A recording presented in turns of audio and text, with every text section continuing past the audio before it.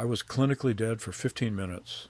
No heartbeat, no breathing, no future. And in those 15 minutes, I saw something that terrified me more than death itself. It wasn't darkness. It wasn't pain. It was the truth about how I had been living and how most of you still are. If your heart stopped tonight, would you be proud of the life you've built, or shocked by what you wasted? When my heart stopped, I expected fear. I expected blackness. I expected nothing. But what hit me instead was awareness, not floating above my body, not tunnels of light, not fantasy.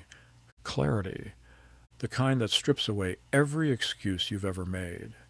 In that space, whether it was seconds or eternity, I don't know, one thought kept repeating. You were running out of time, and you knew it. That was the part that hurt, because I did know it. At 62, I'd been telling myself the same lies most men tell themselves after 50. I'll start exercising next month. I'll repair that relationship when things calm down. I'll enjoy life after I retire. I'll slow down later. That word almost buried me. When your heart stops, there is no later. There is only what you did and what you postponed. And here's what shocked me the most. I didn't regret the risks I took. I regretted the moments I delayed, the calls I didn't make, the apologies I didn't offer, the mornings I rushed through, the evenings I wasted staring at a screen. Death didn't scare me. The unfinished life did. That realization was heavier than any darkness, because in those 15 minutes I understood something most people never admit. We don't die suddenly. We fade slowly, one postponed decision at a time, and that's when the real fear hit me. Not what happens after you die, but why was I waiting to live? Here's the lie no one says out loud after 50. We still have plenty of time. You hear it at birthdays, and you hear it at doctor visits. You hear it in your own head. 60 is the new 40. 70 is the new 50. 80 is still young, but your body knows the truth. Your energy dips a little faster, recovery takes longer, friends start disappearing from your phone contacts. Time doesn't announce itself when it begins to run low. It whispers. And most people turn the volume down. I did. I told myself I had 10, maybe 20 solid years left. That was enough, I thought. Enough to fix my diet, enough to travel, enough to reconnect, enough to finally enjoy. But here's what 15 minutes without a heartbeat taught me. Time is not measured in years. It's measured in decisions, and most people after 50 stop making bold ones. They move into maintenance mode. They protect what they have, and they avoid discomfort. They shrink their dreams. As they say, at my age, that phrase is deadly. At my age, I can't start over. At my age, what's the point? At my age, it's too late. Too late for what? To improve your health, to repair a relationship, to try something new, to say what you've been holding in. When I came back, I realized something terrifying. I wasn't afraid of dying. I was afraid of becoming smaller before I did. And that's what happens to most people. They don't collapse suddenly like I did. They slowly retreat. Less risk, less movement, less ambition, less love. Not because they're old, because they're afraid of running out of time, so they play safe. But safe is what nearly killed me. I postponed stress tests. I ignored warning signs. I convinced myself I felt fine. Fine is a dangerous word. Fine keeps you from acting. Fine keeps you from calling the doctor. Fine keeps you from making the apology. Fine keeps you from changing your life. And one day, fine becomes fatal. Now, here's the truth I wish someone had shaken into me at 55. After 50, you don't need more comfort. You need more urgency, not panic, clarity. Because the clock doesn't scare you when you're young. It educates you when you're older. And if you're watching this right now, you're not too late. But you are not early either. That space in between, that's where everything matters. When your heart stops, something strange happens. The noise disappears, no deadlines, no notifications, no arguments, and no bank statements, no unfinished chores, just silence. And in that silence, what remains is not what you think. It's not your job title. It's not the size of your house. It's not your savings account. It's not the awards on your wall. What remains is impact. Who you loved, who you helped, who felt safe because you existed. That's it. I didn't think about the money I made. I thought about the dinners I skipped. I didn't think about the promotions. I thought about the nights my wife sat alone while I worked late. I didn't think about what I owned. I thought about whether I had been present. And here's the uncomfortable truth. Presence is the rarest gift after 50. Most people are physically there, but mentally somewhere else. Planning, regretting, scrolling, worrying. You can sit in the same room with someone you love and still be absent. And when everything goes quiet, absence echoes. That's what hit me hardest. Not the mistakes, the distractions, the small daily withdrawals from the people who mattered most. You don't lose a family in one dramatic moment. You lose connection in tiny, invisible ways. Missed conversations, half listening, quick tempers, delayed forgiveness, and we justify it. I'm tired. I'm stressed. I'll make it up to them. Later. There's that word again. Later is a gamble. And the older you get, the worse the odds become. When I came back, I understood something simple. Life is not about adding more years. It's about adding more weight to the years you already have. Depth over duration, quality over quantity, attention over accumulation. You cannot control how long your heart beats, but you can control how fully you show up while it does. And here's where the hope comes in. If you are watching this, if your heart is still beating, if your lungs are still filling, you have something I almost lost. Time, not unlimited, but enough. Enough to call someone today, enough to change one habit, enough to repair one fracture, enough to live deliberately instead of casually. That's what 15 minutes taught me. Not fear, focus. Most people who collapse the way I did don't come back. That's not drama.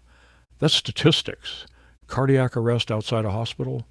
The survival rate is brutal. I was lucky. Lucky that someone called fast. Lucky that paramedics arrived in time. Lucky that a machine shocked my heart back into rhythm. But luck didn't change me. The silence did.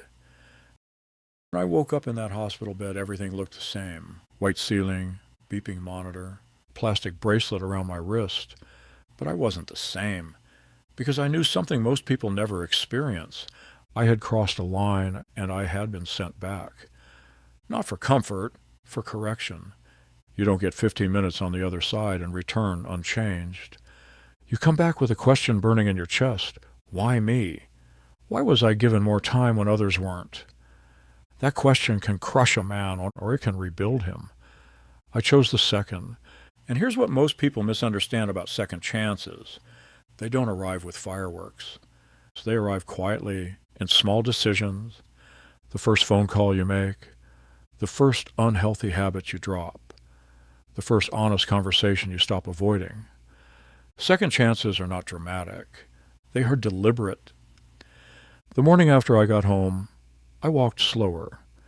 Not because I was weak, because I was aware. Every breath felt borrowed. Every heartbeat felt temporary. And that awareness is powerful. Because when something feels borrowed, you stop wasting it. Most people waste their health like it's guaranteed. They waste their relationships like they're permanent. They waste their days like there's a refill coming. There isn't. And here's the truth that may sting.